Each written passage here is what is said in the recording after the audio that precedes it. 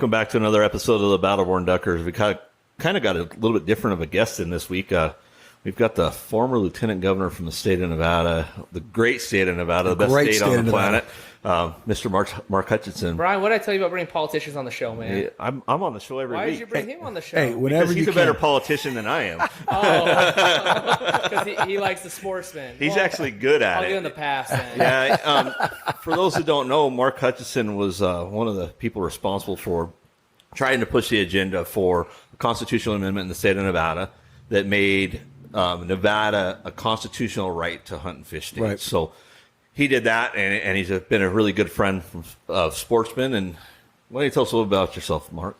Well, first off, thanks for having me, Brian and Ron. It's been fun. A little bantering and messing around with you before we got recording here was insightful and reminded me why it's fun to come out and hang out with sportsmen, you know?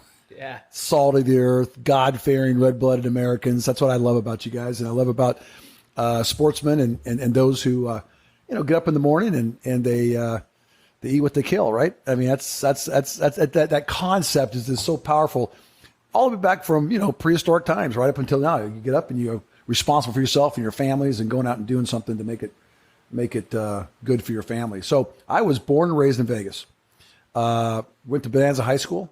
Go Bengals! Are you a Bengal? I'm a Bengal. Come Class on, of man. 93, baby. 93. I'm 81. Holy smokes. He's my basic. mom went to Bonanza too. No, she didn't. What year? El Dorado. El Dorado, dude, man. Come on. And my dad went to Boulder City. A Sun Devil versus a Bengal. Come on. That's not even close. Did you go to high school here, Ron? Yes, sir. I went to Foothill. I was born and raised. I'm one of the natives too. Foothill. Okay, so what's the mascot for Foothill? Falcon. The losers. A falcon. The losers. Yeah, it's a big old picture of Brian right up there on the school. You got those Bengals, though, man. Will chew up those Falcons all day long, Brian. Absolutely, that's what. Man. Right? I mean, we're sportsmen here, right? What is a Bengal? What is that? What does that look like? It's a tiger. Come on, man. It's a tiger. It's a tiger. It's one of them Asian tigers, It's like Rocky, man. It's the eye of the tiger. I wouldn't expect a falcon to know what a Bengal looks like, because they're usually dead by the time they see them. They're usually just seeing the inside of their stomach. Fly away. All right, so should I move on? No, go ahead. So go ahead. I'm just wondering. So I'm a Bonanza Bengal, born and raised here, class of '81, right? I'm third generation Vegas, and my grandchildren are fifth generation Vegas. Then I went graduated from UNLV, and loved being a rebel. I graduated from UNLV in '90 when the Rebels were '87 when the Rebels were running. Right, and then they won the national championship in '90, which is when I graduated. Straight up run by the mafia. Which I ran in '90. I graduated from law school, and the Bengals and the Rebels were running. So I'm a Vegas boy through and through, and love it. And my grandfather came from Kentucky during the Depression, and wound up in Vegas, and ultimately went to work for the test site. My dad, raised here, was the very first employee of a company called Ahern Rentals. You guys know Ahern? Really? Don Ahern's awesome, man. Yeah. He's such a he supports the wildlife a lot. Oh too. yeah, Don's a supporter of conservative causes and outdoors, outdoor causes. My dad was John Ahern's first employee. He went to work for John Ahern when he was in 1953. Really? Is when my dad went to work for John Ahern. Yeah. Wow. And anyway, he spent 45 years. His entire life work was at Ahern Rentals. And then I went to work for Ahern when I was 12 years old. This was back when Nevada didn't have any child labor laws, apparently. And we all did it. I know. Anyway, then worked for Ahern Rentals until I went to law school. And then I came back, and Don Ahern and Ahern Reynolds became my very first client, and I began representing them. And anyway, started a law practice and law firm in 1996, and we grew it to one of the largest firms in Nevada. We got about 50 lawyers and over 100 employees, and just have been really, really blessed. Vegas has been good to us. Nevada's been good to us, and we love it here. Yeah, everybody complains about Las Vegas, but if you're here and you stick with Vegas, it's good to you. It's good to you. It always has been, and I think it always will be. I think Mark's got a true Vegas story. I mean, so he started basically from the ground up, right? And he goes to law school, and he just argued in front of the Nevada Supreme Court. Yep. An election case in the Nevada Supreme Court. So, you come from the grassroots all the way to going to the highest court in the state, and that's pretty awesome. And you've got a very successful law firm in the Valley. So, I mean, it's great just to see local Las Vegas talent stay in Las Vegas, right? Yeah, yeah. What happens a lot of times is guys will get their law degree, and then as soon as they get it, they're gone. Yep. Right. Yep. There's no tie and there's no loyalty to Nevada or Las Vegas. And so it's really nice to see that loyalty come back to Las Vegas. And Yeah, I love it. I love it when you guys are locals. I'm local. You know, it's just like, it's just this brotherhood, this camaraderie of being born here, raised here, and feeling the influence of community, right, and family. And it really is a family, and it really is a community. And there's a community aspect of Vegas that people really, who don't live here, don't know anything about. You know, they think it's all the strip, right, and all the gaming and the hospitality. Yeah. And there's lots of that. We're the entertainment capital of the world. But we're also just a lot of families and communities who just love each other and try to bless our families and help each other. You know, so it's a great community. I just love Vegas. That's what me and Brian kind of found on our journey when we started this podcast. We started the duck hunting. Is that a lot of Vegas locals that don't hunt are very family oriented and want to come out and be part of that hunting community. Yeah. Yeah, because the hunting community is kind of the same as Las Vegas. It's kind of a microcosm, right? So it is. They're very close knit. You know, you look out for each other. In Las Vegas, I mean, it's grown so much that we kind of lost some of the heart of what Vegas was. We still have it. The core group still has it. Yeah. But it used to be, you knew everybody. So I remember as a kid, 10, 12 years old, going to clean up Art Goldstrom's yard on a Saturday and walking home with $100, right? Right. And it really was like that. My grandfather moved here in the 50s. Yeah. To go work at the test site. He was a shop foreman at the test site. That's where he retired. My dad worked for him at the test site. And it's great. You know, so you had those, but to this day, if I mention my grandfather's name around operating engineers or some of those people, they still know my grandfather. And it was because he did the right thing, right? Yeah. He was a trustworthy guy, and that went a long ways here. And we get a bad rap, it was a mafia town, right? Yeah. But I will tell you, it was probably a better place at the time. So it's always been a great place, I think, to grow up. And my grandfather was an operating engineer out at the test site. Yeah. And, you know, he was a solid, just loyal union guy and hardworking, you know, blue collar, just great American, somebody who loved the country and all those values, you know, that we grew up with. And it was wonderful to have that kind of an impact. My other grandfather was a union member in the mines in Arizona.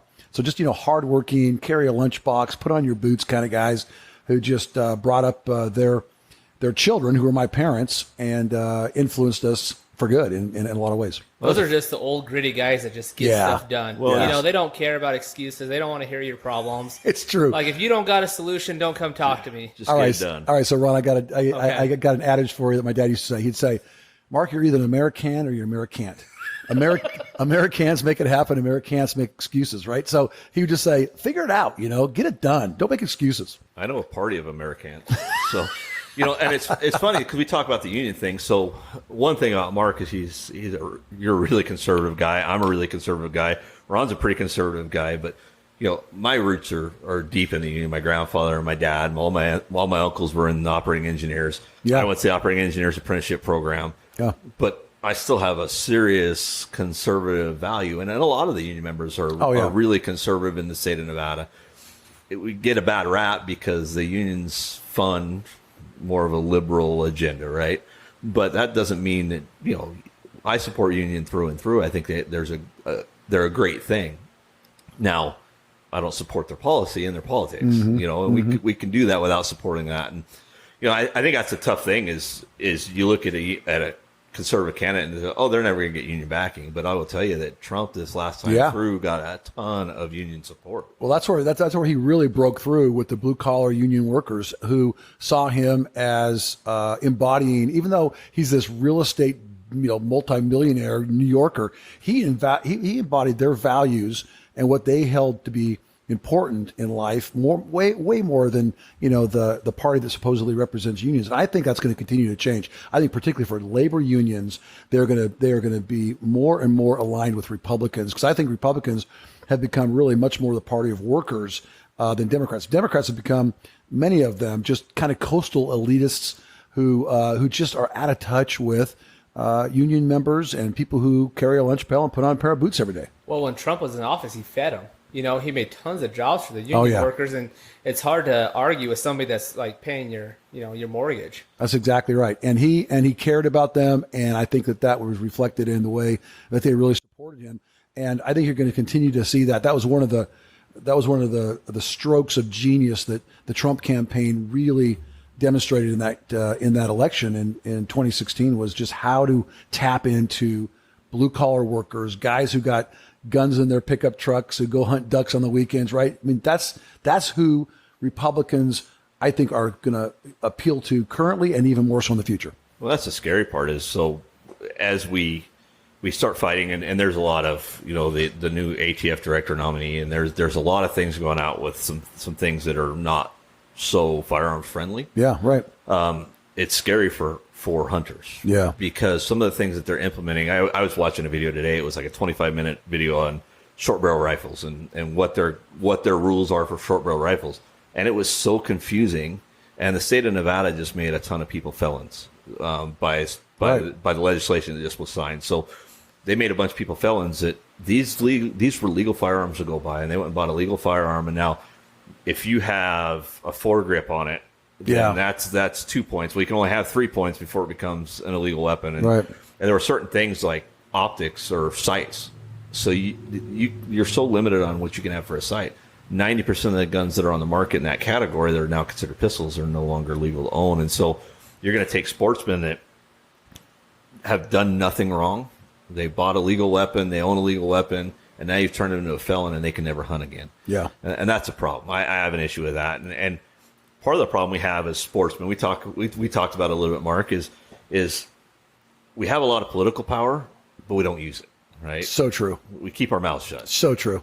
And so if we ever stood up and said, hey, we're here and this is what we want, we have a very powerful voice. And so it's getting guys into office like you that are going to support those sportsman values, to get those sportsmen to come out and support those candidates and to actually be vocal and reach out and get things done. I remember when I came and spoke to the sportsmen recently, Brian, you told me how many Nevadans got tags in the last hunt season.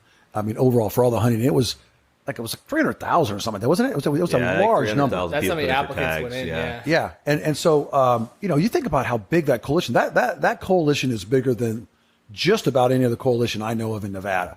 And if there was any way that the sportsmen could really become, I'm not saying you have to think about politics all day long, but if you started to say we are going to vote as a block within our interests, and just the interests that you guys are talking about, Second Amendment stuff, hunting, firearms, it would be a force that would just be, you would have to reckon with it, because those numbers of voters and that kind of a political force would just be just unstoppable once you guys got your energy headed in the same direction. Well, the best thing about sportsmen is, there's Republicans. We've hunted with Republicans. We've hunted with Democrats. We've hunted with liberals. We've hunted with atheists, agnostics. And that was all last season. And so, the boundaries, when it comes to politics and everybody preaches coming together, sportsmen can do that, because when you're out hunting with somebody, it doesn't matter what you are. No. As long as you shut up and shoot straight. Well, and realistically, if you look at politics in general, in my opinion, Brian, you don't have to shoot straight. Yeah. I don't even kill anything. I just go out and shoot just for the heck of it. I like to scare birds off. But if we look at politics in general, if you look at even the ultra-liberal and the ultra-conservative, there's really 2% of issues that really separate us, right? We're generally all agree on most of the items. Yeah. But what we've played now is it's like, well, the liberals are going to say that we hate everybody and we want to kill everybody as Republicans. And we're going to say that they don't do anything and they don't work. And so we play the identity politics thing probably a little too much on both sides of the aisle. But I think if we can take an item like the sportsman stuff and the right to hunt and fish and you can kind of bring that together, you can do a lot. And we know both of us know a Democrat that's on the county commission that we say that she's the most Republican Democrat you'll ever meet, and she does have a lot of conservative values to her too. And it's those people that can bring those two sides together a little bit that really do well on the politics side. Think how unifying sports is. Think about like right now the Golden Knights, right? It doesn't matter what your political views are. It doesn't matter what what you do for a living or what. It doesn't matter. It doesn't matter what your culture is, your background, your race. We love the Golden Knights, and we're all rooting for them, and they're in the playoffs. We're praying they're going to win tonight. But hunting and sportsmen and fishing, right? It seems to me, it strikes me to be very similar to that, where it could be really unifying because it's such a cross section of people. And once I don't care who I'm in a duck blind with, we're a brotherhood there. Yeah. And it's funny because we had Rydell Danzy, who runs Field to Grill, on with us one time, and when we first talked to him, we were going to talk to him about recipes and how to cook wild game, and because that's what a big stumbling block for a lot of people is. Yeah. They don't know how to cook it, so it all tastes like garbage, and they'll never do it again, right? Yeah. And so that was our goal, and we actually spent the first, half an hour, 45 minutes talking about PTSD and oh, wow, getting outdoors and what a change that makes for people and how they think different. Because I think we're missing that primalness in society today. And so to get down, and you talked about it, harvesting our own food and eating what we harvest, well, it's the most organic meat you're going to get. Yeah. But it also fulfills every man has a need to support his family, right? Yep. And so that's as primal as it gets, right? So you're bringing food to the table from the wild. You're going to the grocery store. I mean, we're pretty lucky in Western society. I can go to the grocery store and buy just about anything I want, and if I can't afford it, then there's food stamps or whatever that I can eat. But there's something different about going and tracking down an animal and harvesting an animal and being able to feed your family off of that. Yeah. So it changes the way we think about things. So when you have those like-minded people in a group, and the funny thing is, you have sportsmen, you have people that aren't necessarily going to go hunt, and that's not their thing, but they support the sportsmen, and they have that same mentality, right? Yeah. They understand why we're doing it. They understand that we can't just go as sportsmen, we can't just go and devastate a landscape and harvest every animal we see. Yeah. Because the next year we don't have anything to hunt, right? Yeah. So we're the biggest at giving back. We talk about it all the time, the wallets of the sportsman. My brother had a really good thing. He was listening to my podcast a couple weeks ago, and he said, sportsmen need to get a stamp, and every time they touch a dollar bill or any currency, stamp it and said, this went through a sportsman's hand. Yeah. And I bet you within 6 months, just about every bill in America would have a stamp on it. Yeah. Yeah. Because you have that far reach. And if you look at Endow, just Endow alone, most of the support for Endow doesn't come, it's not the taxpayer that pays for it. It's the sportsman. Yeah. How much should we put into Predators alone with the tags? It's millions. We put I think it was close to $2 million this last year just for predator control. Yeah. And that's just off of the tag application fees. That's a fees. $3 contribution per tag. And every round of ammunition I buy, every gun I buy, there's an excise tax on that. That goes right back to the federal government for conservation programs. And then through the hunters coming out and doing volunteer work through Endow and other organizations, they can go back to the federal government and take a portion of that money back, right? Mm-hmm. So it really goes full circle. And so the sportsman, it's one of the only sports, hunting is one of the only sports that pays for everybody. Right? We're all on the same page. And you look at just the duck stamps. I heard some stuff on duck stamps one day that just blew my mind. And they were saying that only like a third of the duck stamps are actually people that are using them to hunt. The rest of them some people buy two because they want to collect them. Right. Some of them are conservation groups that they go buy it, but it's people that are truly into conserving that environment. And as sportsmen, we do that. We do it better than any other group in the world.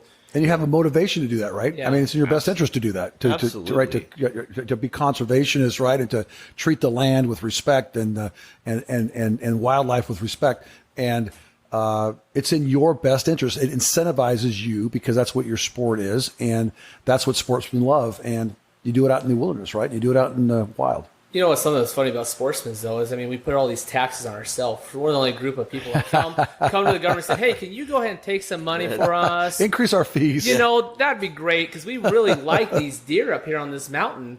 And, every single time a sportsman buys something or buys a tag, there's very few that complain about it. Yeah. There's very few that complain about having to pay that fee, and there's very few that complain about, well, Brian always complains when he doesn't draw 5 years in a row. 6 years.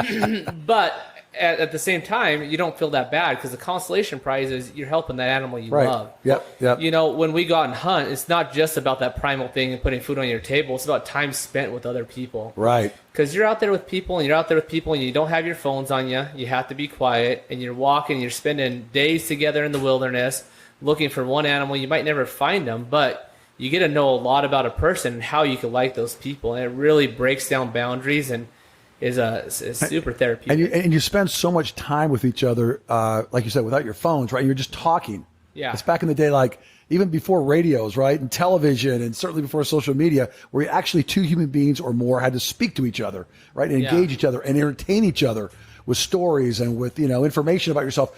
It's just the most basic of human interactions. Well, and it's funny because I think they ought to make Republicans and Democrats go hunting together. It's a good idea. There'd be a lot fewer of one or the other. Well, a lot. And only one has guns, so a lot. Hey, Ron, a lot more used to get done when Republicans and Democrats used to live near each other and interact with each other back in D.C. It used to be back that instead of coming home every weekend back to your district, the senators and the congressmen would stay there. They would live together. Their kids would go to school together. They'd go to the same stores. They'd go to dinner together, and things got much, much better. Were much, much better. And then things really changed when money became such a big deal in politics, and they had to come back home to their districts every week and raise money and be at events, that sort of thing. And nobody lives in D.C. anymore because this human interaction, right? The way you go hunt with somebody, I don't care. You're just going to look at them differently and feel differently about them. You're not going to ascribe these crazy motives to them because you've been with them, you know them. Yeah, I thought I'd never get along with a liberal agnostic, and I went hunting with them for a good 12-hour day. Yeah. And we're still buddies. We still call each other on the phone. We still work out stuff together, and it doesn't matter. Yeah. It really doesn't matter. These labels we put on each other are so just true. stupid. Doesn't matter. And I think so. I'm super. I think the government needs less control in just about every aspect of life. The one thing I think we need to control is the money in politics because it is out of control. People are there for the wrong reasons. People are there for life. Yeah. They get into a spot and they never leave because they're going in making they're worth $200,000. They're coming out worth $25 million. Oh yeah. Look at Mr. Reed. What's wrong with this picture, right? He was a mediocre lawyer. Couldn't even win a case really. Goes into politics and comes out from being poor to being a multimillionaire, running everything. So it makes it tough. And I agree that we get into a mindset when we're out hunting. We were sitting in a blind one day. Guy I'd never really met. First time we'd met him. Right. It was a friend of Rydell's from Field of Grill. And, we're all sitting and him and Ron and Rydell go off to chase ducks. And we're kind of sitting back and, I can't sit still. We ended up. I'm sitting there, and the guy starts telling me the story about he went hunting, and Rydell had to leave to go do something, and he's a combat veteran and stuff like that. And he said that he was sitting there thinking to himself how easy it would be to put the gun in his mouth and pull the trigger. Oh man! And so it's scary. But you're not going to get those conversations sitting in a bar, right? We're not going to have that conversation. Or watching TV, right, or something. But we had a hockey game. Yeah, we had a really good. I feel like doing? No, you're not gonna No, but no. We had a really good conversation about how then Rydell he scared him, so he went home. Rydell's like, let's go back out. We got to get that animal. So we had a good conversation about, it's not just the military guys. So Ron and I both we were both in the EMS world. And so I don't think you can be in the emergency services and not have some PTSD. Right. It just comes with just that trauma, right, that you see over and over again. But we deal with it. We learn to deal with it, but it's still there. I've had very good friends commit suicide because they just couldn't handle it. And it's one moment in their life that something doesn't go quite right. Yeah. And that's what makes the decision. When you get into a duck blind, we can talk about it and people realize that it's just not them. Yeah. It's all of us. All of us are messed up. It's true. Some way or another. And so we can have those conversations. You're not going to get a guy to have a conversation. No. You know what? There was that last Wildlife Commission meeting, and this old feller got up there and talked to one of the commissioners, and she had very opposing views to us. And he said, "Why don't you come out with me? Just go for a drive with me. Let's cross this boundary and let's go out and let me show you what I'm talking about." And it was a very open invite, very friendly invite, and she just shut him down. Well, I know what I'm talking about. Yeah. And I think if we dropped that boundary a little bit more and brought people out with us and showed them our views and had good conversations like you're talking about in DC, I mean, I think a sportsman showed their lifestyle to some people that haven't experienced. I think it's a very, very good lifestyle to experience. It's a great lifestyle, and it's so positive and so productive to get people who don't agree with you to come with you and just experience your life, and for you to do the same thing. Yeah. A lot of it's like, religion too. I mean, if you've ever, you can have a staunch religious belief, and then you go with a friend or somebody to their services or to their or their worship, and you realize there are just people who worship differently than you do, but they all love their families. They all love their spouses. They all want the best for themselves and their families. And that just gets to the core of who we are as human beings. And we start to look at people as human beings and not these political labels. Well, it's funny. Or people think that we're almost on opposite teams. You know, like we're competing exactly. each other. Like, oh, it's the Mormons versus the Catholics, or it's the atheists versus the Christians. But it's not. No. It's not. We're all on the same team. No. Yeah. We could be playing the game different and be on the same team. Sorry, Well, Brian. it's funny because I was raised, I went to First Good Shepherd. I was raised Lutheran. Yeah. I went to Faith for a year, and then I went to public school in 8th grade. It was my first year of public school. I'm LDS. Yeah. You know, but I was raised Lutheran. Yeah. And so. I'm a good Mormon boy myself. But Ron's Mormon. So. But, I'm not one of the good ones, though. But I remember having that conversation with my mom because my brother was baptized. I was baptized. I remember having a conversation with my mom, and the Lutheran church, you want to talk about the church that the Mormons are the most evil people on the planet, you got to go to Lutheran church to hear all about it, right? And so my mom was, we weren't super religious. I mean, yeah. But she had all these views, and I'm like, that's not the way it is. Yep. And it upset her more that her grandkids were Mormon, right? Yeah. And so it's funny because my wife's not Mormon. My wife's Wiccan. So I was raised Lutheran. Also my wife's best friend. Yeah. I was raised Lutheran, baptized Mormon when I was in my 20s. Yeah. My kids are Mormon, but that was a choice they made. We didn't, we didn't push them into it. In fact, when they came to me and wanted to get baptized, I asked them why, and they told me the reason. I'm like, that's not a good enough reason. Come back later when you figure it out. Yeah. Good for you. When they came back for that later, and they had the right reason. And it was funny because once people found out that I was baptized in my community, they were all trying to figure out, they were all trying to get my records. So it was like, what's your birthday? I'm like, you can figure it out. And it's fun. It's funny because we all do. Everything's so close. Religion's the same thing as politics. It is. There's a couple little things. Now, there's a couple religions that are just way, way off base. Sure. And any religion for me that tells you to go kill somebody else because of their religious beliefs, it's not for me. But I think we all have the same end goal, right? Yeah. You got to be good people. If you treat good people well, then you're going to get rewarded for being a good person. Right. And you got the old adage, I think, really is true. And you guys tell me if you feel this way. The older you get, the more of these adages. There's a reason there's these adages and there's these sayings in life that really are true. And that is, you either like someone or you don't know them. Yeah. Right? I mean, you either like someone or you don't know them. I mean, how many times, I remember even in high school stuff, you'd go to war with some kid that you thought was trying to steal your girl or who had said something about you and was gossiping about you or, talking trash or whatever. And then you wind up on the same, basketball team, right? Or you go wrestle together or you go hunt together, right? Or you go fish together and stuff. And all of a sudden you get to know this kid and he becomes a friend, That's just been my life experience. I don't care what side of the political aisle you're on. I don't care what religion you are. I don't care what ethnicity you are. It just doesn't matter. There's a lot of people with a lot of differences in life, but when you spend time with them, get to know them, I just think you like people or you don't know them. Well, and I think you have to take a step back sometimes because I'll tell you, I have a perfect example. So Marilyn Kirkpatrick and I, we weren't friends. We did not get along. We didn't see eye to eye. Marilyn's a good buddy. Yep. But Marilyn, so she's doing in the county level, she's doing what was right for the county. Sure. And I was looking after my community and doing what was right for my community. And those two things often don't get along, right?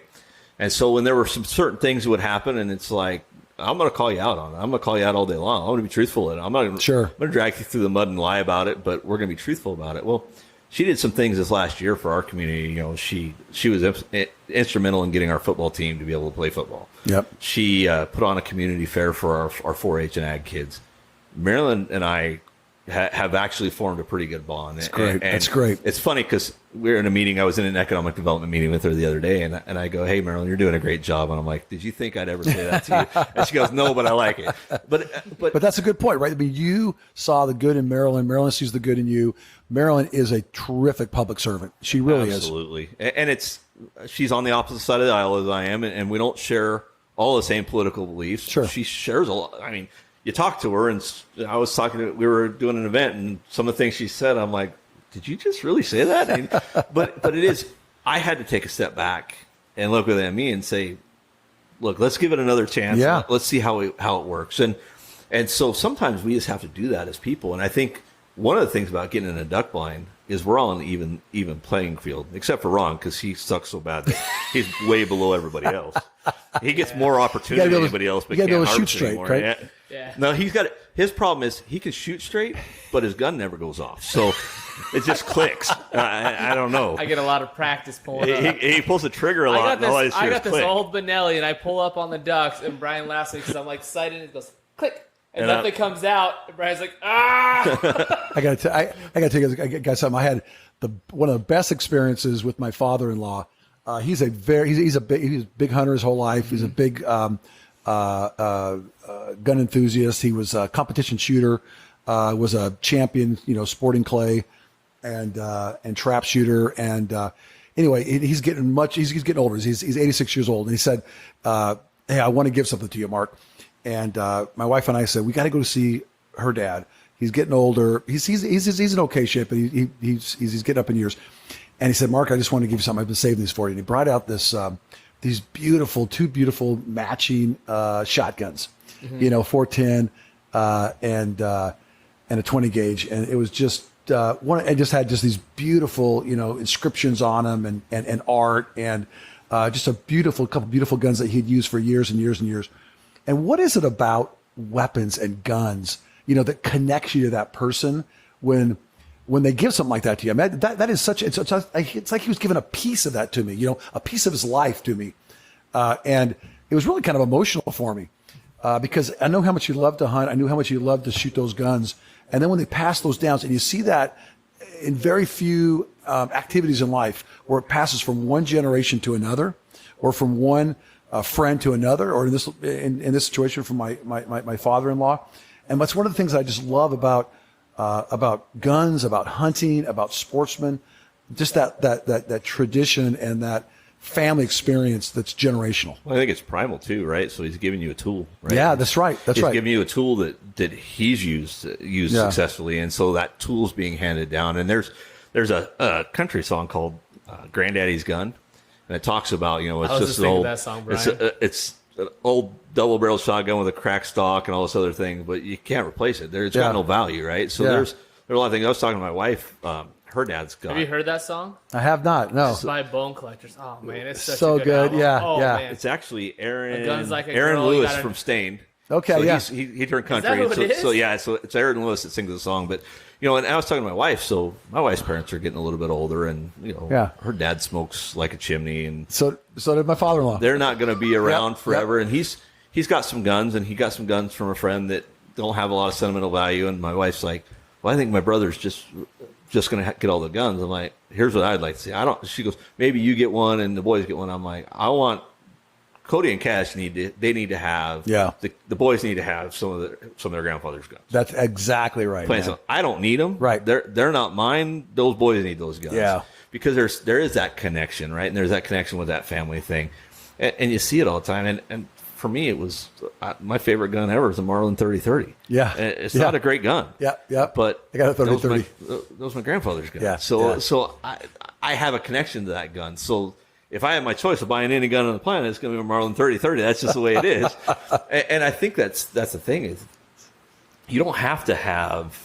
The cool thing about hunting is you can do it on a budget. You don't have to have the best of everything. Now Ron, he's got to be bougie and buy a Benelli.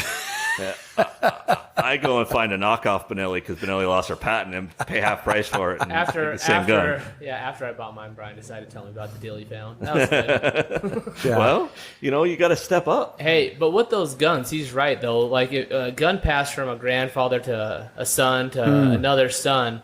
Like that gun's been through so much. It's walked over like dogs. It's been in streams, and forests. It's holds so many conversations between friends. You know, and so it has that like. It's so personal, right? You're right. It's such a personal item for you, and when you pass that on to somebody, I'm just trying to think. I mean, I don't know. Maybe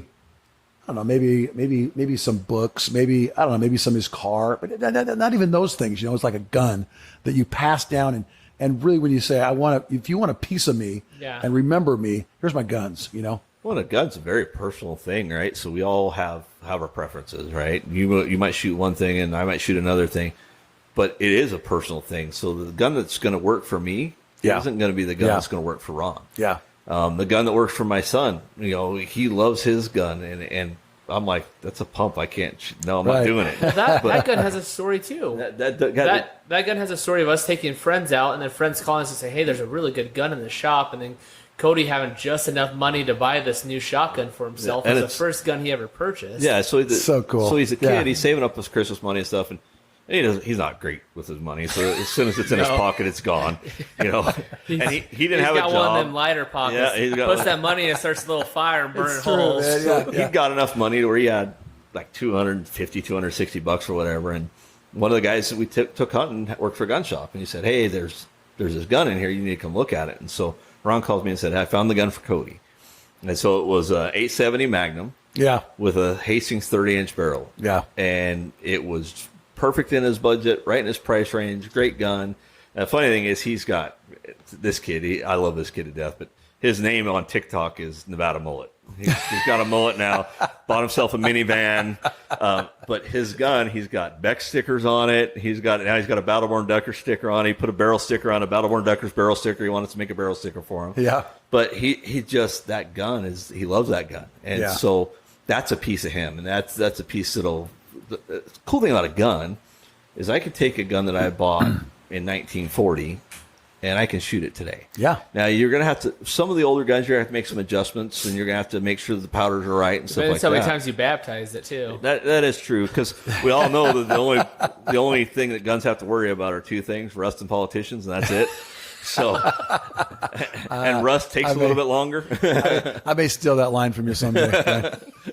But and that's the thing, is that gun can be with him, and his kids can use that gun later on. Yeah, And he decides he wants to upgrade, and Ron and I are. Well, tell them the story about your Frenchie, like the first duck hunting gun you had. You've got some stories with that. So yeah, I mean, I've been 17 degrees. If that gun could talk, what would it say you did to it? that gun's had a miserable life. It's been cold. It's been wet. It's been full of mud. And we were talking. I'm walking, trying to get some more shells out of the kayak, because we do a lot of kayak hunting. Yeah. I hit a stump under the water, and I dumped that gun. I didn't dump it. I landed on the gun and pushed it all the way into the mud. I literally picked the gun up, poured it out, some ducks came across, and I shot, and it shot. And then Ron calls me with his fancy gun, and it was so cold it froze. It wouldn't even shoot. So Yeah. Is that right? Yeah, those guns all have stories. They've all been on hunting trips. They've all been with your grandpa. Now they're with you, so now you could tell stories. my gun was, that's right. Ron and I sunk a boat, and one of my guns was in the boat, and the other one was in the gun box in the boat, so it was underwater in the gun box. And the funny thing is, so I bought a floating gun case, and so earlier that day, Ron had dropped his phone in the lake and didn't realize it for a little bit, so he spent 2 hours searching for his phone. My phone where we were hunting does not work. Yeah. We had a friend with us that we always have a story when that guy comes with us, but that guy. he had a Verizon phone that would work. We sunk the boat, and there's a channel across it, so we can't just walk to shore. Right. And so we look over, and we're like, his phone was sitting on the gun box. On Brian's floating gun case. On my floating gun case, and Wow. it saved the phone. So he walked back, and we're all Mormon. So him and Ron go back to shore, and I'm with the boat, and we have a friend that runs a game preserve out there, and they end up getting some 200-pound test rope and hooked up the boat with trucks and every tow strap that they could find.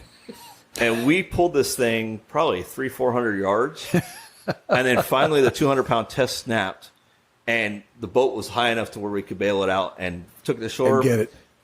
Took it out hunting the next weekend. Wow. Like you're saying, I think that's why guns have that special, like it's better than any gift, because they all have so many stories. I mean, if that gun could talk, I bet tell you all sorts of bad things your grandpa did with that gun. Or your father-in-law, right? Yeah, my father-in-law. Yes. I think you hear the same thing from some musicians, right? So there's certain instruments that have the soul of the person that had them, right? That's true. And so you talk about a Stradivarius violin, right? Yeah.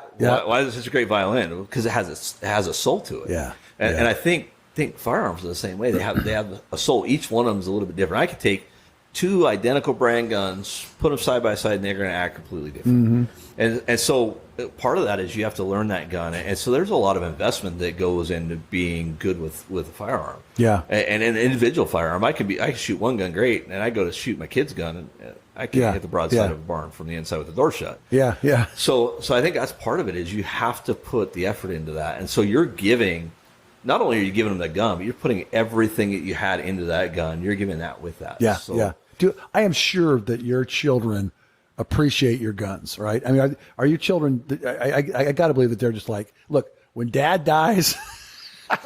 Sooner probably rather than later because I want these guns now. Exactly right. It's like that's mine, right? Have they? I mean, are they like that? Are your children like that?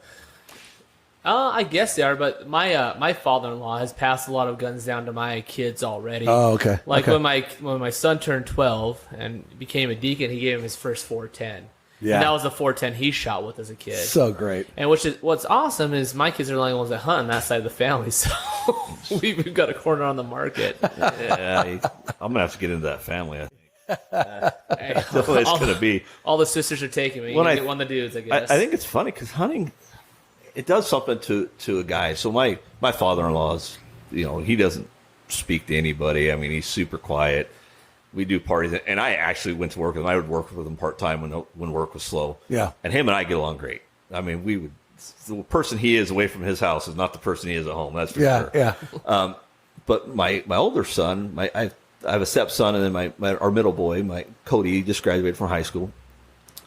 Go Pirates. Go Pirates. Mohawk Valley Pirates gotta get it. So, but he was going to go hunting with his grandfather in Idaho, and they were going to be gone for 2 weeks. I don't have my father-in-law's cell phone. He changed cell phones. I don't have a cell phone number. He was texting my kid, talking to him about hunting, and so they have formed such a bond. And we're talking. Yeah. My son's talking about going up to Panguitch to work for the summer. Yeah. And my wife's like, well, I'll bet you my dad would go up there every couple of weeks and just go hang out with them and fish and have a great time.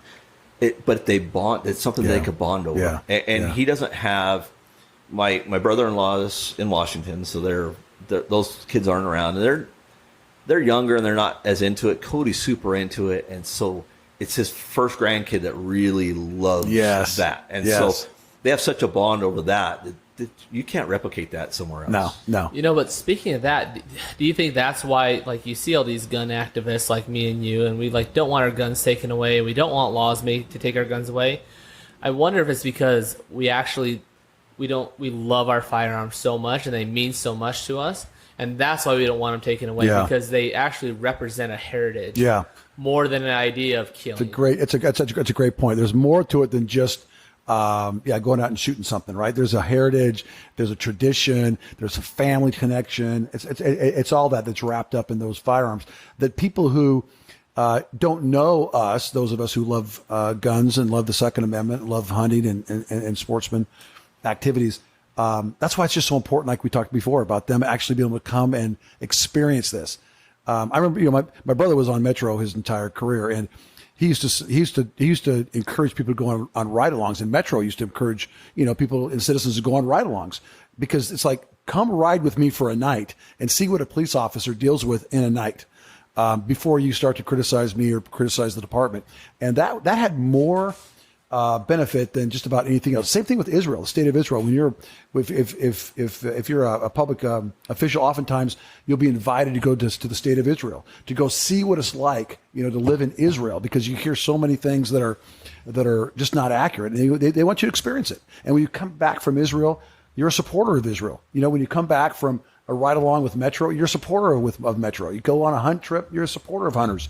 I think that would be a really effective strategy for us as sportsmen, is to get as many people who don't know us to go with us. Well, Ron and I, so we started the Win Youth Sportsman's program, and we originally started it because, unfortunately, our university system is not very gun friendly. And so I was the president of the Mohawk Valley Friends of NRA chapter. And so what they did is they raised money for shooting sports programs. So I could donate half the money back to the national office, but my shooting sports kids, we would get $20,000 grants. And so it's a little different because you use to buy guns and ammo, but it's specific, and it comes to the NRA. And so they'd stop that. We weren't allowed to put in for grants anymore. And it was $8,000 a year for these kids to shoot for one club. And so Ron and I decided, well, we needed to bridge the gap. So we took our Wildlife Habitat Improvement Nevada, and we said, let us do a sportsman's program. We'll put in for the grants, and then when the clubs need stuff, they just come to us. We'll give it to them, right? Yeah, it's a great idea. And then that evolved into, we presented that program, and the idea was always kind of evolve it and eventually do. I know up in Reno they do one, but do a sportsman's expo, right? Bring these kids in that for Southern Nevada people. For Southern Nevada, bring these kids in that have never experienced any of that. And just give them a bird's eye view. It's out 10,000 foot thing. I have a BB range for my kids that we shoot for our 4-H kids, and bring that inflatable BB range, bring an archery range in, bring all that stuff in, and let the kids get hands experience that. Because all they hear is it's bad, right? Right, exactly. Guns are bad. Guns are bad. They kill people. Guns are bad. Well, they see guns and rap videos and guns shooting people and guns so robbing stores. Then we were blessed enough to have a business owner contact us and say, "Hey, I want to program that kids that would never have the opportunity to go hunt get the opportunity to go hunt." Yeah. So Ron kind of racked our brains a little bit when we came up with the Win Youth Sportsman's program, that we can bring these underserved kids, these underprivileged kids that wouldn't have the opportunity, and bring them into that environment. Yes. And we teach them, we teach them the traditions. We teach them respect for the fire. Part of it is, I could take a kid out hunting and say, go kill a duck. All right, you killed a duck. Here's your merit badge. Great. Right. But we're not doing that. We're going to take them out. Okay, yeah, you're going to go out and kill a duck, but you're going to have to process that duck. You're going to have to learn how to cook that duck. You're going to have to learn the conservation side of that duck. How do we create more ducks? And then there's service hours that are involved with that too. So these kids will understand what all goes into it. And so you take a kid from an inner city community that all they've ever seen of guns is the violent side of it, right? Maybe they'll have a relative that's in prison, or maybe a relative that was killed by gun violence, right? We bring them into a thing and say, no, this isn't the way it is. This is the primary use. And this is what 99% of all guns are used for, is things like that. Right. And you change that mindset, right? And how many people do we have in the state of Nevada legislature that are in the inner city that have never owned a firearm, That's right. never hunted, don't know what it is? And I know we created never had their father-in-law pass a gun down to them. And we created a coalition that was a sportsman's coalition in the Nevada Senate. And it's kind of lost a little bit of steam. Right, we lost control, and it lost steam, and we got to get that steam back. As sportsmen, we got to push it. And it's got to be Brian. It's got to be bipartisan. Absolutely, right. It's got to be bipartisan, and we've got to get as many Democrats as Republicans in that coalition. Yeah, that was a strong coalition when I was there. I think it was every single member of the House and the Senate was in that coalition. Yeah, it was a great coalition. As a matter of fact, I went out hunting, pheasant hunting with an assembly member who was a Democrat and was a big sportsman, and was very much different in terms of political views. But the same thing we've been talking about. We go out there and we went to Fallon and went pheasant hunting, and it just broke down all those barriers. And he was a huge proponent of sportsmen, and he was a Democrat, very powerful Democrat in the assembly, and he was not going to support any anti-sportsman legislation because he was a sportsman. We need to do much more of that. And it's funny because there's a I guess he's a state senator now that's huge on the solar side, right? Yeah. Which is the death of sportsmen right now. Yeah. But he supports sportsmen everywhere else. It's like, but we've got to get him in alignment. But unfortunately, his business is to consult for the solar industry.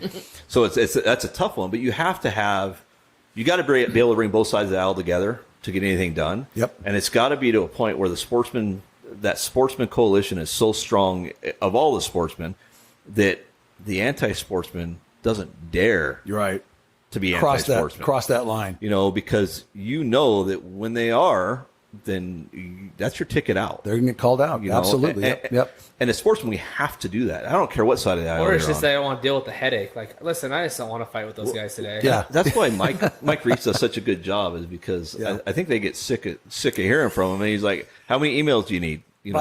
Mike is tenacious. He's tenacious. But we need that. And so that's the problem we see with sportsmen is we're fighting right now that kind of a little bit of an uphill battle with the coyote calling contest.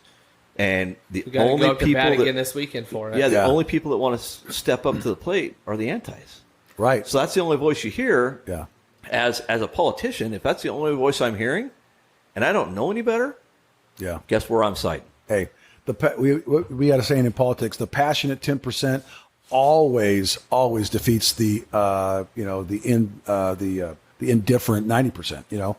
The passionate 10% always beats the indifferent 90%. because you hear them and they're loudest and they're active and they're in your face and they're ones who are going to make you pay a price if you don't listen to them. The other 90% just sort of, sit on their hands. And that's why, politics sometimes is a dirty sport and people don't like to get involved in it. They don't think it's a activity or it's something they want to get involved in. Bobby Kennedy said it's a sport bought with knives. And it is sometimes. But, you can ignore politics all you want, but politics will never ignore you. Never. No. The question is who's going to influence politics? Is it going to be the sportsman or is it going to be the anti-sportsman? Because politics will be influenced. Politics will be influenced, and there will be laws passed. It just depends on who's going to be driving those laws. Are the sportsmen going to be on the side of driving the right kind of laws, or are the anti-sportsmen going to be on that side? And if we all sit on our hands and we're the 90% of the indifferent, we know which way that's going. We're in trouble. I had a buddy. I was talking to a buddy last week. He listened to the podcast. He was listening about the coyote calling contest, listened about cab meetings, commission meetings, and he said, "Listen, I don't want to speak. I'm too shy. Yeah. I wouldn't know what to say. And like what I say to that is this: if you come and listen, just pretend like you're not going to speak. Yeah. If you come and listen to 10 minutes, I guarantee you'll be so pissed off that you'll get up there Ron, and scream like an idiot. Advice. That's really good advice, Ron. You're just come and listen to what the other side is saying about what you love and hold dear. Yeah. You'll know what to say, right? Well, you'll know what to do. Yeah, you'll get really ornery really quick. What I think the problem is too, I think there's... Hold on, one more analogy. It's like being in a bar and like you saying, I'm too shy to fight with somebody in a bar, but if they're screaming in your face, you're going to start fighting with them, regardless of how shy you are. Yeah. You poke a sportsman enough, he's going to get angry. There's something discomforting about a good Mormon boy talking about bar analogies. Brian, what's going on over here? Hey, listen. Every single time we go up hunting, there's this little bar in Ely called Rack's. That's and our they favorite have place the to eat. best food, and it's a family atmosphere. Yeah. But if someone was hollering at me in a bar, I would get angry. Absolutely. And that's what it's like going to these commission meetings. You have this old mean drunk over here in the corner, just yelling at you, telling you you're a crazy uncle. Not offended. Someone called all the hunters a crazy uncle last commission meeting. Oh, really? Yeah. The crazy uncle at the table needs to shut up is what Wow. It was a commissioner, and I was just livid. I couldn't help it at that point. Yeah. No one's got to tell you what to say at that point, Ron, Yeah. right? Yeah. Well, I think when you... So I made the mistake, I guess. So... Brian got mad, threw out his paper. No. So part of the thing is I was never one to want to be up in front of a crowd and speak about anything. But I started getting more and more involved. I enjoy politics. Yeah. I enjoy watching politics. I enjoy the strategy of politics. I enjoy it. But I was never like that. And then I was active enough. People are like, when are you going to run for office? I'm like, never. Right. And then I started on a local level with my town board. And I'm like, you know what? I want to make things better. Yeah. And what I think happens a lot of times, you see a politician and you see the decision they make, right? And what happens? We pass a bill. And that bill gets passed, and it's, he passed a bill that made it legal for people to eat babies. You're right. Right. Well, no, he didn't. That may have been in the bill buried somewhere else, but he passed a bill that provided funding for the fire department so your house doesn't burn to the ground. Right. And they added all these riders on, and I think that's another thing that I would love to see. I would love to see single subject bill. Yeah. Period. Yeah. There is no add-ons. There's no pork. Yeah. If it's not in the title of the bill, it doesn't happen. Yeah. Because what happens is it gets buried, and then what happens is your political opponent uses that against you the next time. That's right. And so they're only going to tell part of the story, and then it's, well, Mark voted to raise our taxes. Well, yeah he had to, because there was something else in there that we had to have. We asked him to, a sportsman. And so that's, the sportsmen asked them to. They're a bunch of idiots. But no, and I think if people went, and you don't have to sit down and listen to every single meeting, but if you were to show up to a couple of them, go through the logs so you can see who the sponsors on bills are. The Nellis system is great because you can go through and track it. It's very user-friendly. If there's something that you're interested in, you know what bill number that is, you put that bill number in and say track it, and then it gives you an update every time something happens with that bill. But I think it's important for people to understand where the politicians are coming from. Why are they making the decisions they're making? People are not evil. I don't go, and it's hard because I've had to make decisions that are going to affect people's property values. But it was the right decision to make. But somebody's going to be angry because I affected their property value. It's inherent. Yeah. But if they come to ask you, and I don't know about you, but me, I'm in the grocery store and people are saying, "Hey, I want this or I want that." I'm listening. It's not about me. Yep. It's about making the right decision for my community, and I need that input from the community. The most frustrating thing a politician can go through is everybody wants something, but nobody's willing to show up and say it. So then you're sitting there holding the bag by yourself. That's exactly right. And that was what was so frustrating when I was in the legislature. Even when I served as lieutenant governor, but particularly when I was in the legislature, you would hear all of these voices that oftentimes were really from the left and really kind of came from a different perspective than I had, and then I know a lot of people had. And I was so frustrated because I'd be, where's the other side? Where's the counterbalance to this? You know, the activists on the left are very, very good at organizing. Those of us more on the right and, center right, not so good. Not so good. I mean, the sportsmen are a good example of that. A lot of you guys, in terms of your issues, are just not being heard unless, a Mike Reese, gets up there or one of you get up there. That's fine.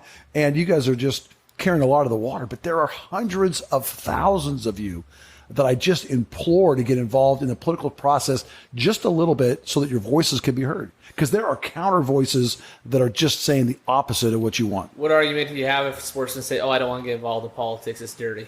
Yeah, and what I'll say is that politics will determine what kind of road you drive on, what kind of schools your children go to, whether or not you got the right to hunt or not, what kind of a gun you can carry, whether you can buy ammunition. I mean, all of those things that we just described that you love are governed by laws. California is a different experience than Nevada or Idaho, right? Or New York. Why is that? Because they have different laws. And what leads to laws being made is politics. Politics is how you get elected, and then you govern. You got to be very. I remember when I was at a conference one time, a lieutenant governor from Oklahoma said that he had people used to say, "Hey, let's put governing and governing as public officials ahead of politics." And he said, "Yeah, that's a good idea, but before you ever govern, before you're ever in elected office, you got to be very, very good at politics. You got to get very, very good at getting elected." And those people that win in general election, they set the agenda. We always have to remember that. If you think it's too dirty, it just takes too much time, remember, whoever gets elected sets the agenda. And that's the way it works in this country. You want to know why the agenda was different under Donald Trump than it is now under Joe Biden? Because Joe Biden's elected president. He gets to set the agenda. It's like Donald Trump got to set the agenda. So if you want to set the agenda on sportsman issues, you have to be involved in politics. Otherwise, you can't complain about it. You have to have a seat at the table. You know what? That's right. Crazy? Otherwise, we say like show up or shut up. With politics, it's almost like show up or they're going to shut you up. That's right. That's right. And if you don't have a seat at the table, you're on the menu. Yeah, and that's right. That's awesome. That's Did you the hear sad that, Brian? part. Yeah, it's a sad part, and part of the my personal opinion. I'd be delicious. You'd be a lot of eating too. I could live off you for like 6 weeks. But part of the great thing about Maybe longer than that, you don't eat nothing. part of the great thing about politics is you can mold it to be what you want it to be. Yeah. One of the place I think that the conservatives and the Republicans really struggle is within our own state party. Right? There's so much infighting within our party. Mm-hmm. Yeah. Everybody, it's such a grab for power. Yeah. We need to take that power grab out of it and see who the best candidate is to run. Right. Right. And I know right now, we've got on the Republican side for our next governor's race. It's a huge field of Republican candidates. Huge. And what's going to happen is it's going to be the gladiator games, and they just gave the Democrats all the ammunition to get them out of office, right? Yeah. And so it's sad if we could just come together and get that one candidate. So when we have a group at a coalition like a sportsman's group and a sportsman's coalition that can bring a candidate that's going to be universal. Right. So I can't win an election in the state of Nevada as a Republican. It's not going to work. That's right. Every Republican could vote for you, Brian, and that's not enough votes. I have to pull from across the aisle. That's right. So I got to bring some people over. That's right. We've got to find middle ground. And sportsmen, we have a lot of middle ground right off the bat. That's right. So that's exactly right. And if you have candidates who are very pro sportsmen, right? That's an attractive feature of a candidate to pull crossover voters. You talk about the union guys, right? The union guys, they love the flag, they love their guns, they love to hunt, right? I mean, that's a very attractive platform for Republicans to run on, or for any politician to run on, is supporting sportsman values and sportsman activities. Let me ask you a question, Brian. If there's a Democrat that has sportsman's values, what would you do?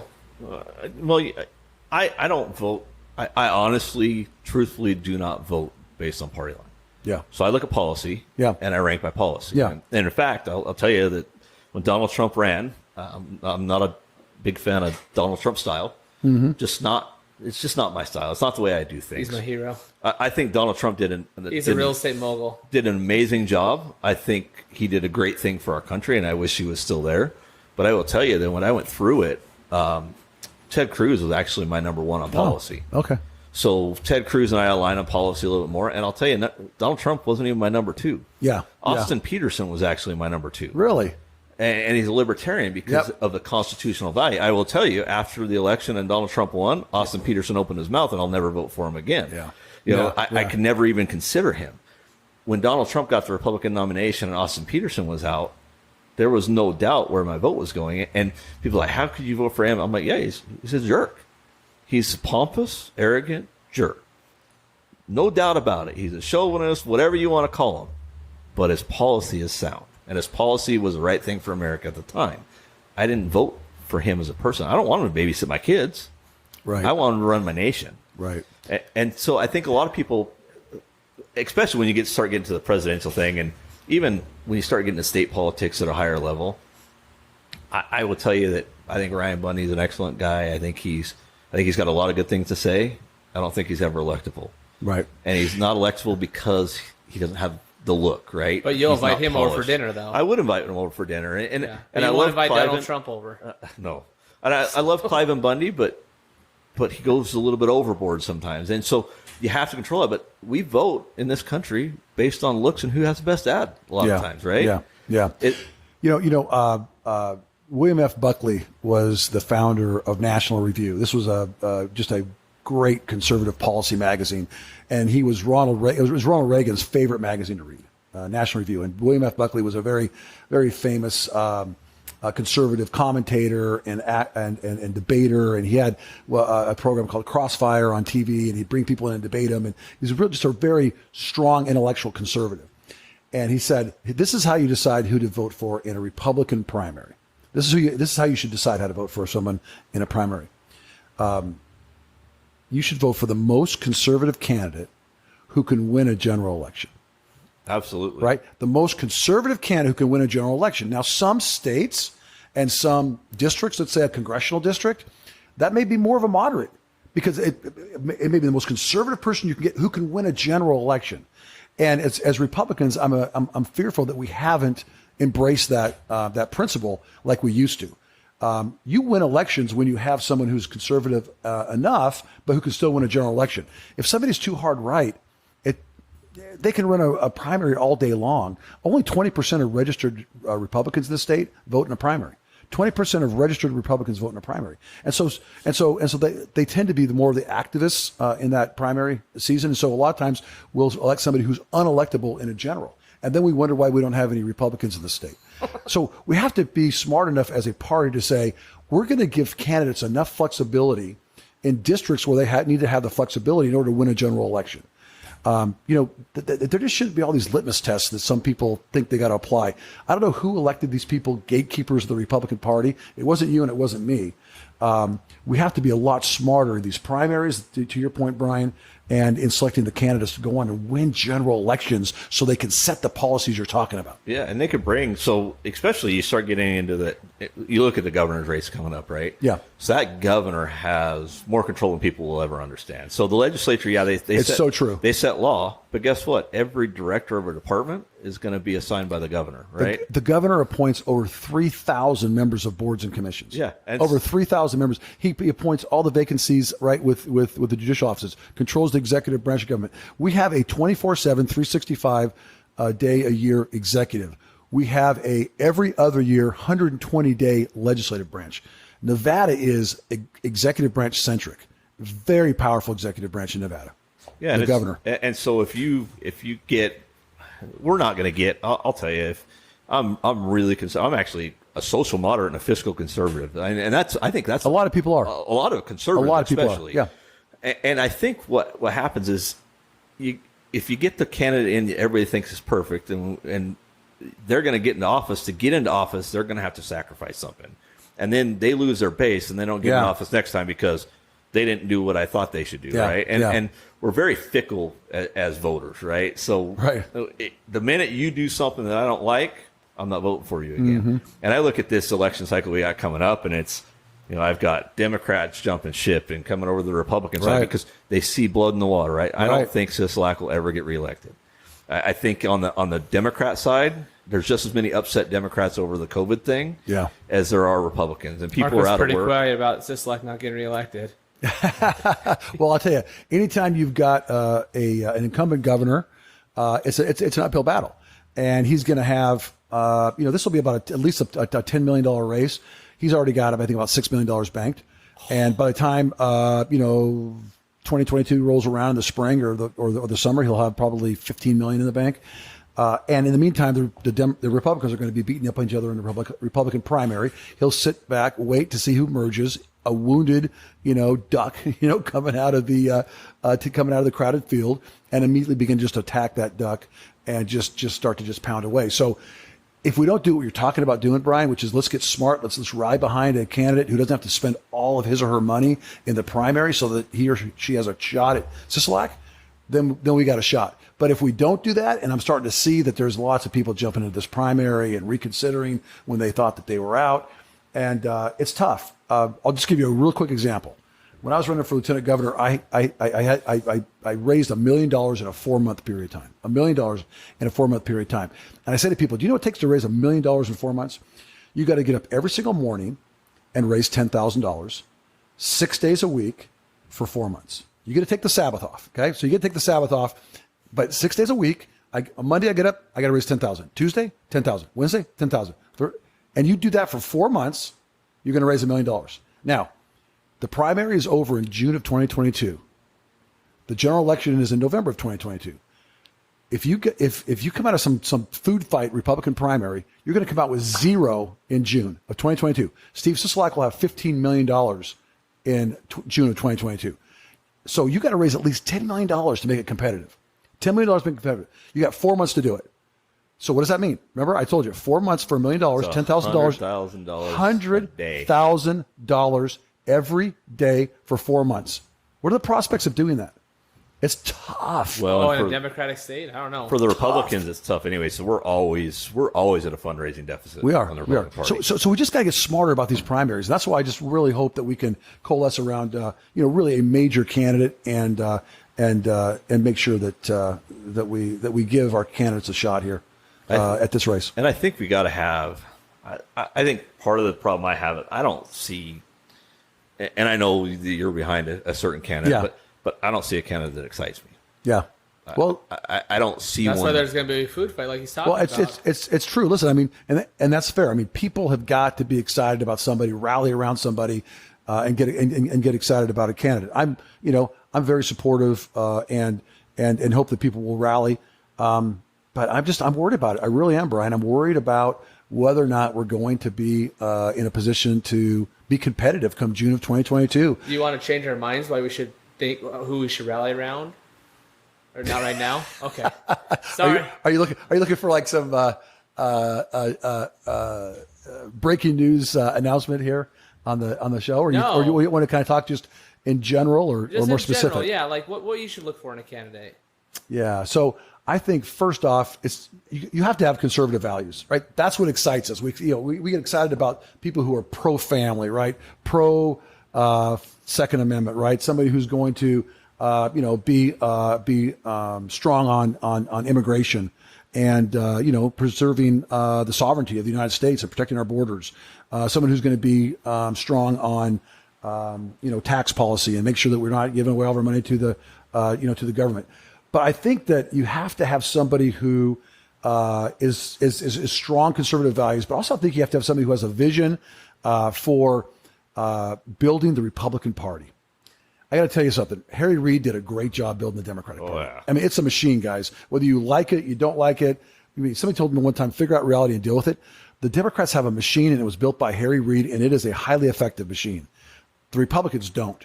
So I think one thing that we get you excited about a governor is, hey, let's find somebody else who has good, strong conservative values, but somebody who can see the vision of building a machine that's going to make it so that down ballot Republican candidates can win, and we can do it over and over and over again. You could build a machine just like Harry Reid did, but it takes somebody with vision and leadership to do it. Well, that's the thing with the I'll tell you, the Democrats are super smart. I mean, they're not dumb. Yep. We can call them whatever we want, but I will tell you, if you looked at when there was a governor's race, what else was on the ballot during a governor's race almost every time for the last several years?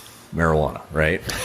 So once you put marijuana on the budget, the Democrats that would never come out and vote are going to come out and vote for marijuana, and then they're going to vote. A lot of truth to that. Democrat agenda, right? A lot of truth to what else is on the ballot that drives turnout. Because it's just about turnout, Brian, as you know. Absolutely. It's about turnout, yeah.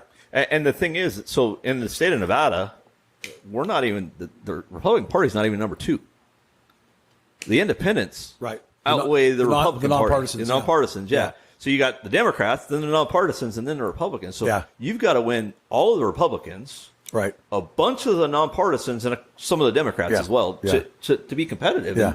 And it's a tough task, and I think we can do it. I think the big part of it is having sportsmen that can get behind a candidate, that can be comfortable. And to be honest with you, if there was a good Democrat that came out with that was strong on certain things for me, for sportsmen, I could see with what's going on in the party right now, I could see that candidate winning outright, you know, and even up against Sisolak. I think Sisolak's, he's a little bit wounded. He's got a lot of money, ton of money, but the problem he has is he put a lot of people out of work.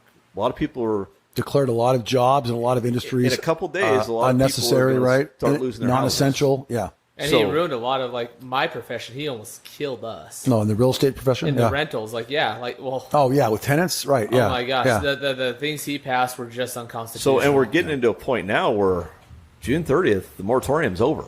Right. So you're going to start seeing Chapter 13 and foreclosures go through the roof. And when you see that, you know, if a governor was responsible for me losing my house, I don't think I'm going to vote for him. Or what about just Brian? What about what happened with schools? Yeah. You know, I mean, it is just heart-wrenching to see what happened to these school kids. You know, their entire lives were shut down. You know, you guys know in the LDS faith, you know, we have seminary, and I've taught seminary for years and years and years. I teach the seniors.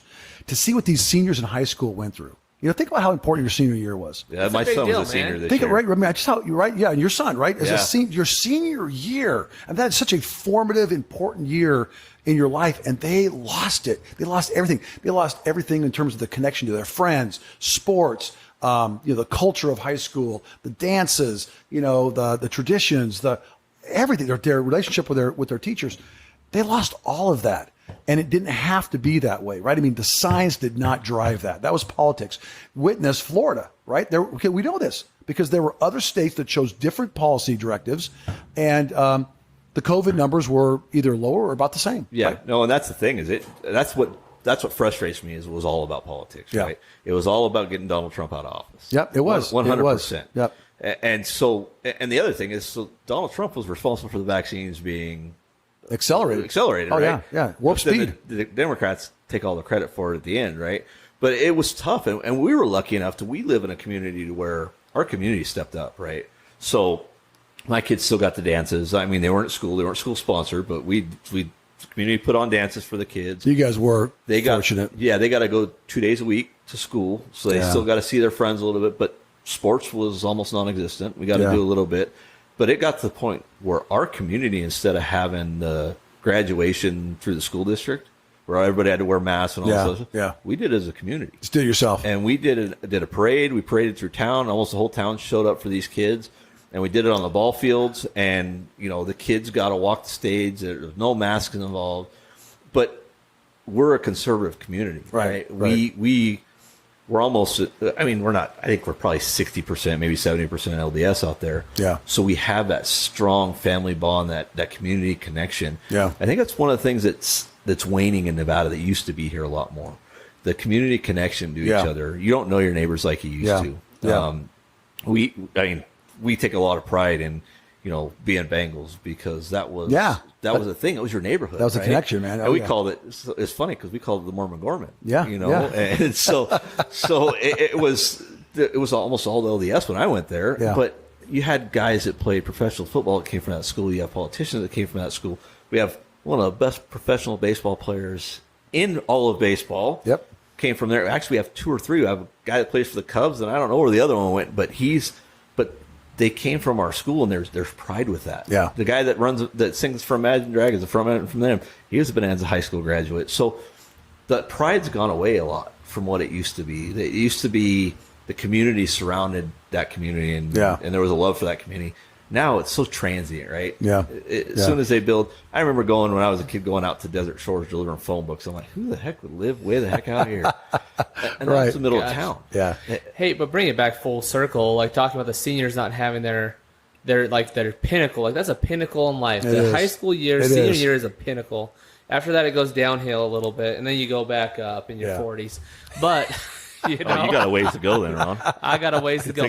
But that being said, like if we don't, if us sportsmen don't start showing up, that could be a foreshadowing what happens to hunting in Nevada. Could. That could be a foreshadowing what happens to guns. You know, like you said, if you're not at the table, you're on the menu. Yep. And so, I mean, us as sportsmen, like whether you're shy, I don't know, and you don't like to show up or whatnot, but look at this senior year for like, if hunting's your pinnacle of life, Yeah. they could take it away just as easy if we're not there. Yeah, yeah. I mean, what you guys could do, and I don't know if you already do it, but sportsmen could put together just a little group, a committee of some type. You know, I mean, very few things ever get done through committees, but there is some power in terms of some sportsmen getting together and saying, we're going to vet candidates, right? And then we're going to send out to all of the people we can. I don't know. Do you have a database with sportsmen? I mean, to whatever database it is, whether it's on social media or if you got email addresses or whatever, text, and you're going to say, here's our slate of candidates. You know, like the NRA does. Yeah. The NRA does that, right? But the NRA does that for Congress for the most part, maybe governor and the U.S. Senate. But what if you guys did that for state Senate, for assembly, for county commission seats? That could be very powerful to your, to this potentially just large, powerful, politically driven group in terms of sportsmen's values and sportsmen's interests. Because with sportsmen too, if they're going to get up at 3 a.m. and go chase a duck, they'll get up at 5 p.m. to go to a voting booth. Yeah, that's right. Well, we talked about it before we were on the air. We talked about it about you and I both have a thing of people come to us, hey, who do I vote for this? Yeah, race or that that's right. race, right? Yeah. Because they know that we're involved in that world, and they trust your judgment. It. Yeah. And so if we do the same thing in sports, I know that the Mesquite Republican women, I think they sent out a voting guide this year. They did. And so the thing with the Republican women is you know what you're going to get, right? It's going to be all Republican candidates, straight ticket. Yeah. That's going to be the way it is. But as sportsmen, we just need to find out the best people for our cause. And sometimes sometimes it's going to be a Democrat. And I'll tell you. Could you put one out for like the Democratic preliminaries and the Republican preliminaries, and then at the end put it out for both? Yep, you could. Yeah. Because we can cross the aisle. We don't have to be just Republicans. Well, and sometimes the most conservative candidate on a ballot is not a Republican. That's right. It's a Democrat. It's true. It's true. You know? And you should pick and choose and select and reward Democrats who have your values. Right? That is a reinforcing, strong political message from a group that typically isn't seen as supporting Democrats. But if that's giant coalition that you guys have begin to support Republicans and Democrats, you're going to have a huge influence there.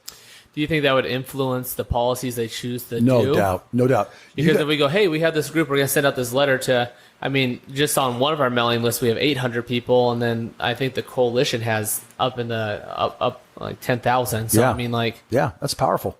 And then you track the bills, like what you're talking about, Brian or somebody, then you got a legislative affairs committee, right, who lets you know when things are going on. You send out an email blast and everybody gets on the phone or on the Elm email. That's powerful stuff. I'm just telling you as one who's been there. And then you want to know what's really powerful? If you guys would take create like a legislative day when all the sportsmen go up and you just make appointments with Democrats and Republicans up in the legislature, and you can go in and say, look, there's a handful of bills that we're concerned about. And you tell them what your concerns are. Having somebody in my office talking to me face to face was so powerful and so impactful. You can get a lot of emails, you can get a lot of phone calls. Someone sitting in your office and talking to you, I'm telling you guys, it's powerful. How hard is it to get up there? Like if you try to make an appointment, like those sportsmen to get together and say, hey, we're going to go up there and talk one day. Oh yeah, you can do it. You can do it without question. They would all want to be able to talk to you, particularly if you tell them we come from a coalition of 300,000, people who applied for hunting permits and for hunting licenses, So I would really encourage you guys to do that. Or just some simple things like that. Just put together a voting guide, right? Put together a legislative day to take 100 sportsmen up to the legislature and sit down and talk. You guys could really be impactful. We can all go fishing afterwards. There's fishing. There you go. Well, I think one of the things too that what happens with sportsmen is what you see is the only time that they come out is when something is going bad, right? Yeah, something's threatening them. So they need to show up. And what happens, and you see it a ton, is they're angry. Yeah. And that emotion all comes out. And that's the least productive way to get anything done. It's tough to sit up there on a board or a commission, to sit up there in front of a group of people and just have people screaming at you. It's what happens is, it's human nature. You're going to do two things. You're going to either shut down or you're going to fight. Yeah. Well, as a politician, you're not going to get up and swing on somebody. And now in Croatia, that's exactly how they do it. But in the United States, bring the real knives out, huh? Yeah, in the United States, you're going to shut down and you're going to quit listening. The other thing I see is we bring 50 people into a room, and they're all 50 from the same group, and they all 50 say the same exact thing. Yeah. After the third one, I quit listening to you guys, right?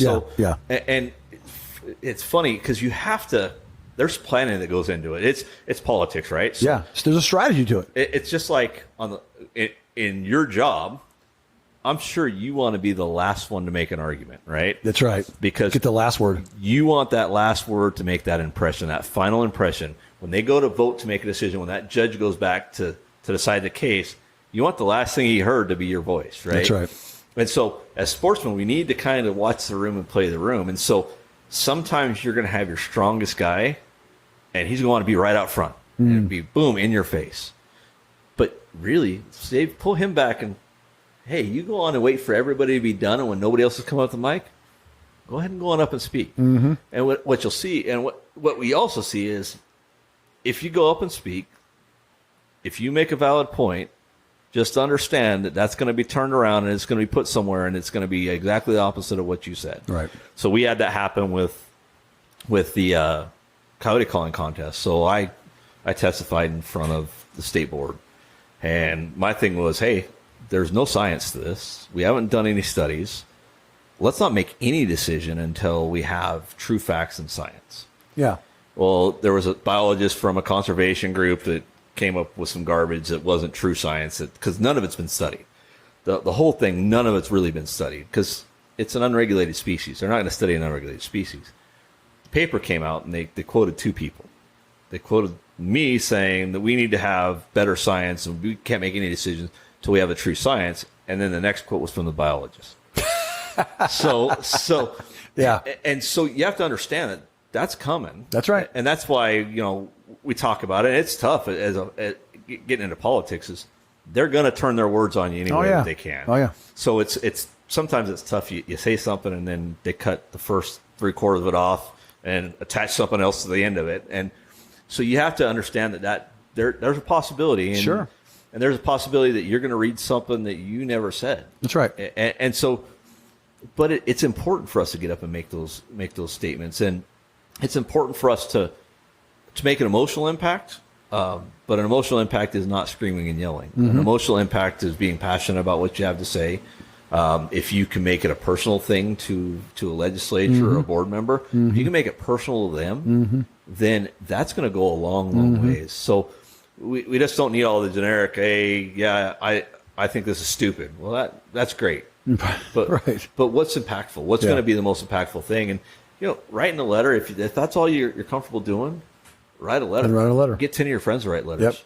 Yep. It doesn't have to be anything more than, hey, I oppose this or I support this. That's all it's got to be. Yeah. Yeah. And a lot of times, especially depending on where you're going, if you're going up to a bigger office, especially if you're going to the federal government offices, they're not going to even see it anyways. Their aides are going to see it, and they're going to answer it 9 times out of 10. Right. So they're going to tally pro or against, for or against. That's it. That's exactly right. And they're going to stack it up, 2 piles. They're going to count them. That's exactly right. And then they're going to tell their boss what the count is. Exactly. Yeah.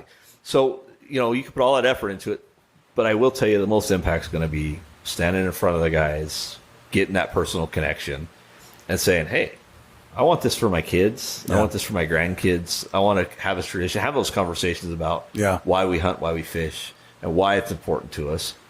And we can bring it together, and we can make it happen. And it's an awesome thing that we can get guys behind us. We need to bring back the Sportsmen's Coalition in the legislature and get it as strong as it was. Yes.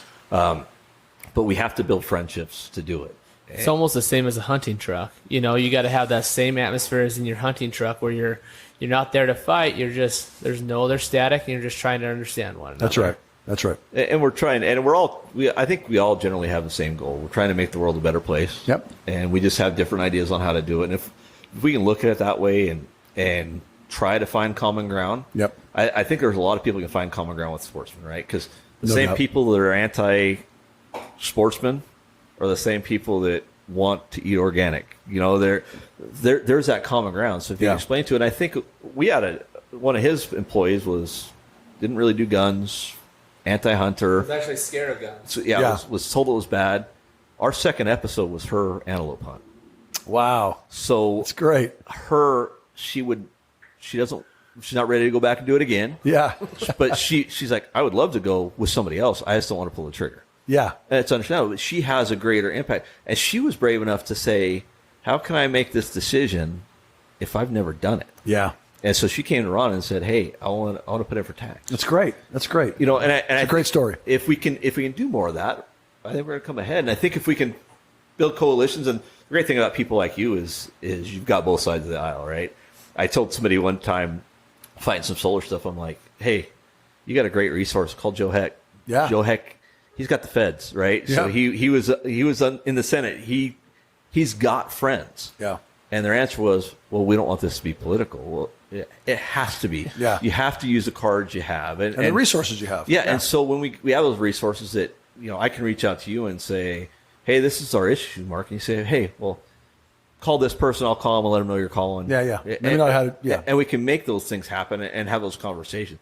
Use the tools we have. The sportsmen have a lot of tools, and they're not just guns. Because if we show up on the governor's doorstep with guns, we know how that happened. Yeah. You know, and That's we don't not the have right to go approach. that. Yeah. But if we go to them and say, hey, this is our buying power.